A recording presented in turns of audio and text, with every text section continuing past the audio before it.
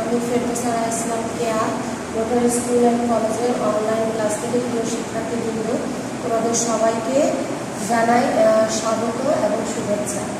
আমি ফেরদৌসি আরা কেয়া ভূগোল বিষয়ের সহকারী শিক্ষিকা, রোটারি স্কুল অ্যান্ড কলেজ। আজকে আমার তৃতীয় ক্লাস নবম অধ্যায়ের সম্পদ ও অর্থনৈতিক কার্যাবলী সম্পর্কে পড়াবো। তাহলে আমরা এখন শুরু করছি। দেখো, নবম অধ্যায় সম্পদ ও অর্থনৈতিক কার্যাবলী। প্রথমত আমরা দেখব সম্পদ বলতে আমরা কি বুঝি। আচ্ছা, যা কিছু নির্দিষ্ট প্রযুক্তি, অর্থনীতি এবং সামাজিক অবস্থায় ব্যবহার করা যায়। অর্থাৎ এক কথায় আমরা সম্পদ বলতে বুঝি কার্যকারিতাই হলো বস্তু। এক কথা যেটা বুঝি, যদি একটু লিখে দিই তোমাদেরকে,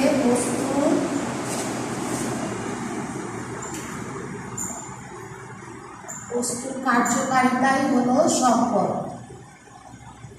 কার্যকারিতাই হলো সম্পদ। আচ্ছা, সম্পদের শ্রেণী বিভাগ রয়েছে। এখন নিশ্চয়ই আমরা একটু বুঝেছি যে সম্পদ বলতে কি বুঝি। এখন আমরা চলে যাব সম্পদের শ্রেণী বিভাগে। সম্পদকে মূলত তিনটি ভাগে ভাগ করা যায়। নাম্বার 1 হচ্ছে প্রাকৃতিক, নাম্বার 2 হচ্ছে মানব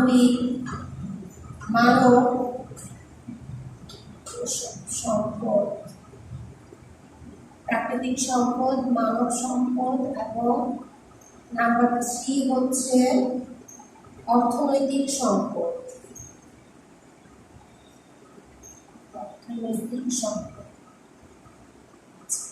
ফার্স্ট অফ অল আমরা যেটা বলেছি প্রাকৃতিক সম্পদ। এই প্রাকৃতিক সম্পদ সম্পর্কে আমরা একটু জানবো।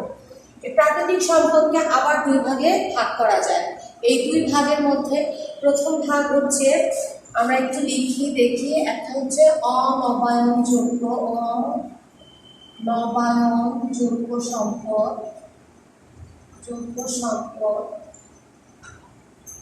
আরেকটা হচ্ছে নবায়নযোগ্য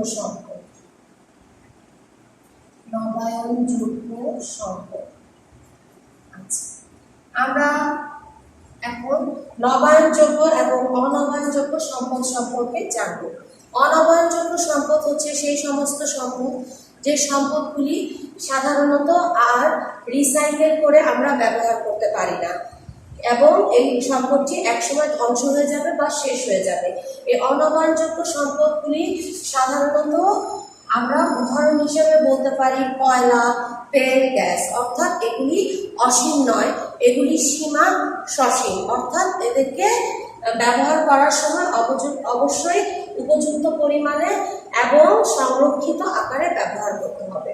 অন্যদিকে নবায়নযোগ্য সম্পদের যদি আমরা বলতে চাই, সেখানে বলবো যে সম্পদগুলি সহজে শেষ হবে না বা নাগরিক জীবদ্দশায় সহজে শেষ হবে না বা ধ্বংস হবে না। আমরা এই সম্পদগুলো রূপান্তর করে এইগুলিকে আবার ব্যবহার করতে পারি। এই নবায়নযোগ্য সম্পদ বলতে আমরা সাধারণত আমাদের সূর্যের আলো, বায়ু, পানি, এই সম্পদগুলির কথা বলতে পারি। সূর্যের আলোর ক্ষেত্রে দেখা যাচ্ছে যে আমরা এই সূর্যের আলো কখনোই ধ্বংস বা শেষ হবে না, তবে এদেরকে বিভিন্ন রূপে কাজে লাগে। যেমন সোলার এনার্জি তৈরি করে আমরা ইদানিং কি করছি, বিদ্যুৎ তৈরি করতে পারছি। তাহলে কি হলো, একটা রূপের পরিবর্তন হলো, এবং এই রূপের পরিবর্তনের মাধ্যমে আমরা এই সূর্যের আলোকে ব্যবহার করতে পারলাম বিদ্যুৎ হিসেবে। কাজে এগুলো হচ্ছে নবায়নযোগ্য সম্পদ। আচ্ছা, আমরা এখন মোটামুটি বুঝে গিয়েছি প্রাকৃতিক সম্পদের অনবায়নযোগ্য এবং নবায়নযোগ্য সম্পদ কি। এখন আমরা চলে যাব মানব সম্পদ। মানব সম্পদের উন্নয়নের ক্ষেত্রে একটা জিনিস বলা যেতে পারে যে যে সমস্ত দেশে, সাধারণত বিশেষ করে বাংলাদেশের মতো যে সমস্ত স্থানে মানুষের জনসংখ্যার পরিমাণ বেশি, সেই জনসংখ্যাকে যদি আমরা মূলত প্রথমে ভাবতে শুরু করি যে জনসংখ্যা আনস্কিল, এটা আমাদের জন্য একটা বোঝা বা বার্ডেন। কিন্তু আমরা এই জনসম্পদকে যদি সুষ্ঠু এবং স্কিলফুল বা জনশক্তিতে রূপান্তরিত করতে পারি বা দক্ষ জনশক্তিতে রূপান্তরিত করতে পারি, তাহলে আমাদের যে এই বৃদ্ধিপ্রাপ্ত জনসংখ্যা আছে সেটাই একসময় আমাদের সম্পদে পরিণত হবে। এভাবে মানবকে আমরা সম্পদে পরিণত করতে পারি।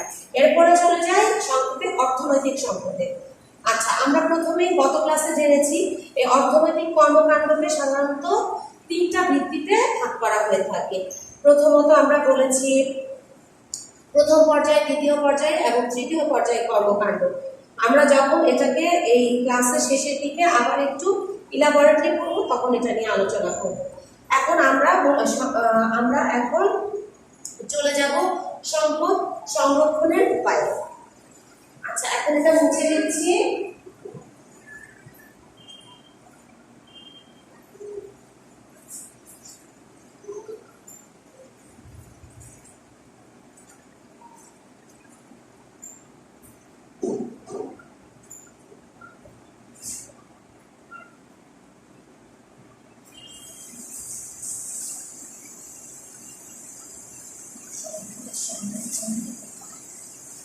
এই সম্পদ সংরক্ষণের উপায়ের মেইন বিষয়টি হলো সম্পদ উত্তম ব্যবস্থাপনা। যে সম্পদটাই আমাদের আছে এটা উত্তম ব্যবস্থাপনার মাধ্যমে সম্পদ সংরক্ষণ করা যাবে। একটা পয়েন্ট হচ্ছে সম্পদের উত্তম ব্যবস্থাপনা এবং আরেকটা জিনিস খেয়াল রাখতে হবে, রিসাইকেল। আমরা যে জিনিসগুলি মনে করছি যে ব্যবহার হয়ে গেছে ফেলে দিব, ফেলে না দিয়ে আমরা এটাকে রিসাইকেল করে পুনরায় এই সম্পদকে আবার কাজে লাগাতে পারি। এবং আরেকটি পয়েন্ট হচ্ছে রূপান্তর। আমরা রূপান্তরের মাধ্যমে একটা সম্পদ থেকে আরেকটা সম্পদে পরিণত করে সেই সম্পদটাকে আবার আমরা কাজে লাগাতে পারছি। এই গেল তিনটি প্রক্রিয়া সম্পদ সংরক্ষণের। আমরা চাইলে পরবর্তীতে আরো ইলাবরেটলি এটি করতে পারি বা বই থেকে দেখে নিতে পারি এই সম্পদ সংরক্ষণের উপায়। আচ্ছা, আবার যদি আমরা একটু বলি মৃত্তিকা সংরক্ষণের বিষয়টি। মৃত্তিকা রক্ষা করার জন্য সাধারণত মৃত্তিকা একটি সম্পদ। এই মৃত্তিকা সংরক্ষণের জন্য আমরা সাধারণত কিছু পদ্ধতি ব্যবহার করে থাকি। যেমন আমরা বলতে পারি উদাহরণস্বরূপ মৃত্তিকা সংরক্ষণের উপায় কি করি, ঝড় ঝঞ্ঝা বা বন্যা এসব থেকে বাঁচার জন্য সাধারণত আমরা উপকূলীয় এলাকায় গাছপালা লাগাতে পারি। তারপরে সোপান চাষ করতে পারি এবং আরেকটা কাজ করতে পারি। সেটা কি সেটা হচ্ছে শস্য আবর্তন করতে পারি। অর্থাৎ একই জায়গায় একই রকম ফসল না ফলিয়ে আমরা একই জায়গায় বিভিন্ন ধরনের আবর্তিত ফসল ফলাতে পারি। বিভিন্ন ধরনের ফসল ফলালে সাধারণত মৃত্তিকার যে উর্বরতা সেটা নষ্ট হয় না, সেটা অটুট থাকে। অর্থাৎ একই ফসল বারবার ফলালে মৃত্তিকার ওই নির্দিষ্ট ফসলের জন্য যে উপাদানটা প্রয়োজন সেক্ষেত্রে সেই উপাদানটা মাটি যদি বেশি দিয়ে ফেলে তাহলে মাটিতে একটা ঘাটতি তৈরি হতে পারে। যদি ওই ফসলটা আমরা আবর্তন করে অন্য আরেকটা ফসল ফলাই দেখা যাবে যে মৃত্তিকার ওই একটা নির্দিষ্ট উপাদানের উপরে আর চাপ পড়ছে না। তাহলে শস্য আবর্তনটা আমাদের জন্য দেখা গেল মৃত্তিকা সংরক্ষণের জন্য একটি খুব ভালো উপায়। আচ্ছা, এরপর আমরা চলে যাব অর্থনৈতিক কার্যাবলীতে। তাহলে এটা নিশ্চয়ই তোমরা বুঝেছো, তুলে নিতে পারো। আমরা এখন চলে যাচ্ছি অর্থনৈতিক কর্মকাণ্ডতে। অর্থনৈতিক কার্যাবলীর ক্ষেত্রে আমরা গত ক্লাসেও বলেছি অর্থনৈতিক কার্যাবলী সাধারণত তিন প্রকার। অর্থনৈতিক কার্যাবলী প্রথম পর্যায়ে কার্যাবলীতে দেখো, প্রথম পর্যায়ে কার্যাবলীতে সাধারণত আমরা কতদিন বলেছিলাম যে এই কার্যাবলীতে মূলত কৃষিভিত্তিক জিনিসপত্রের উপর এই কার্যাবলী নির্ভর করে। গ্রামীণ অর্থনীতি সাধারণত প্রথম পর্যায়ে কার্যাবলী। তবে এছাড়া আরও যেমন কাঠ চেরাই শিল্প, কৃষি, পশু শিকার,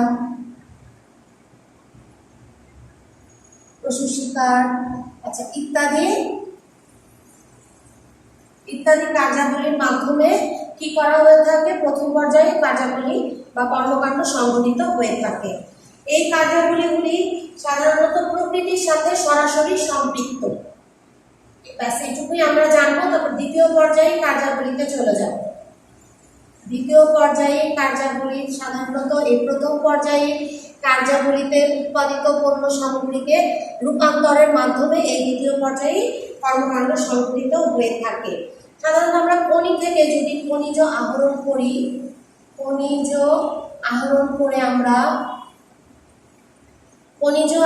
করে আমরা কি কি তৈরি করতে পারি, ধাতব শলাকা আহরণ করে আমরা ধাতব শলাকা, তারপরে টিন, ইস্পাত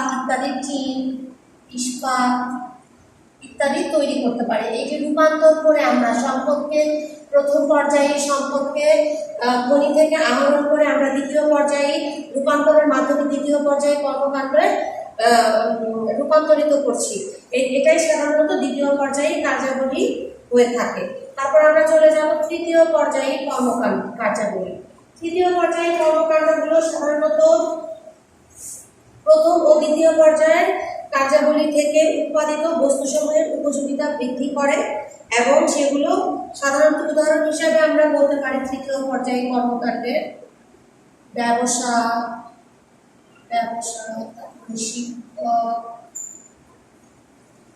শিল্প, বাণিজ্য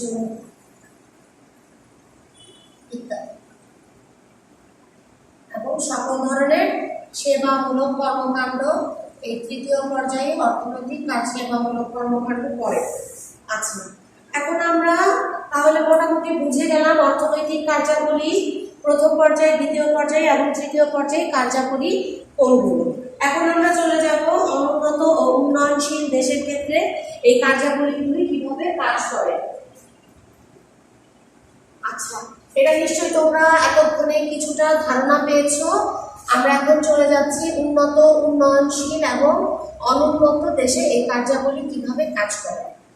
সাধারণত দেখা যায় অনুন্নত ও উন্নয়নশীল দেশগুলোতে বেশিরভাগ ক্ষেত্রে সাধারণত দেখা যায় যে প্রথম পর্যায়ে, আচ্ছা একটু একটা পয়েন্ট আমি লিখে দিচ্ছি, উন্নত প্লাস অনুন্নত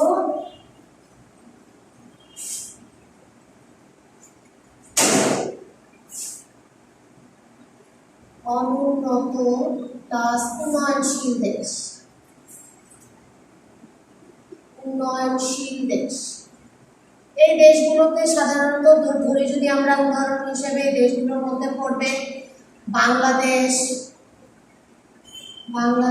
নেপাল, ভুটান, কম্বোডিয়া ইত্যাদি। আমার মনে হয় তোমরা বুঝেছো যে কোন দেশগুলির কথা সম্ভবত আমি বলতে চাচ্ছি।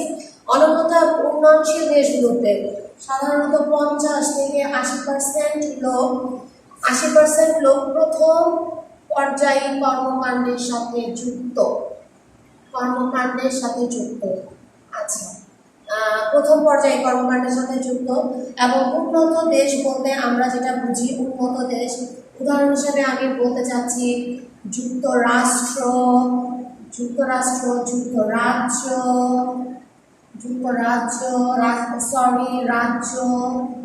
অস্ট্রেলিয়া,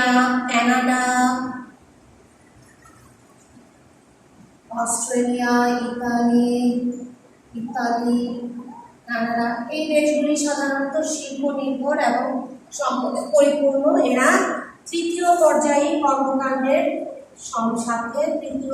কর্মকাণ্ডের সাথে যুক্ত। তাহলে আজকে এইটুকু পর্যন্তই আমি আমার এই ক্লাসটি শেষ করছি। অর্থনৈতিক সম্পদ ও অর্থনৈতিক কার্যাবলীর প্রথম পর্যায়ে ক্লাসগুলি আপাতত শেষ হয়েছে।